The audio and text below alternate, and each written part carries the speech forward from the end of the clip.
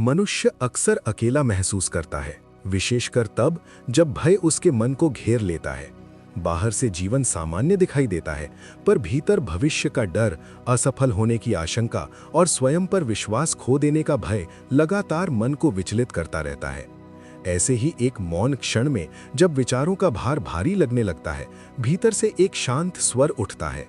ये स्वर बाहर से नहीं आता, बल्कि उसी मनुष्य के भीतर से उत्पन्न होता है। ये श्री कृष्ण की अंतरात्मा वाणी होती है।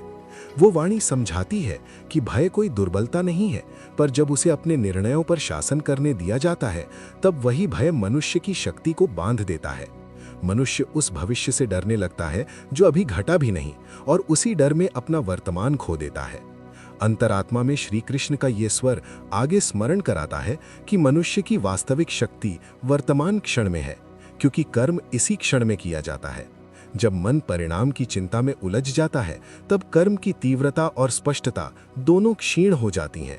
श्री कृष्ण भीतर से ये भी कहते हैं कि मनुष्य को कर्म करने का अधिकार दिया गया है, पर भविष्य का भार उठाने के लिए नहीं।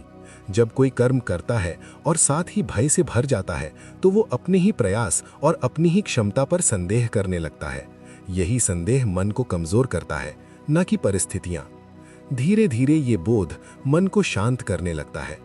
भय पूरी तरह समाप्त नहीं होता, पर वो मन का स्वामी भी नहीं रहता। उसके स्थान पर विश्वास जन्म लेता है, अपने कर्म पर, अपने मार्ग पर और उस आंतरिक शक्ति पर जो भीतर से दिशा देती है। अंततः श्री कृष्ण की वही अंतरात्मा वाणी ये स्पष्ट कर देती है कि निर्भय होने का अर्थ ये नहीं है कि जीवन में कठिनाइयां नहीं आएंगी, बल्कि निर्भय होने का अर्थ ये है कि कठिनाइयों के सामने भी मनुष्य स्थिर खड़ा रह सके। उसी क्षण ये अनुभूति होती है कि श्री कृष्ण कहीं बाहर नहीं है, वे हर मनुष्य के भीतर उसके विवेक, साहस और विश्वास बनकर उपस्थित है। भय से ऊपर उठकर पूरे मन से कर्म करना ही सच्चा मार्ग है।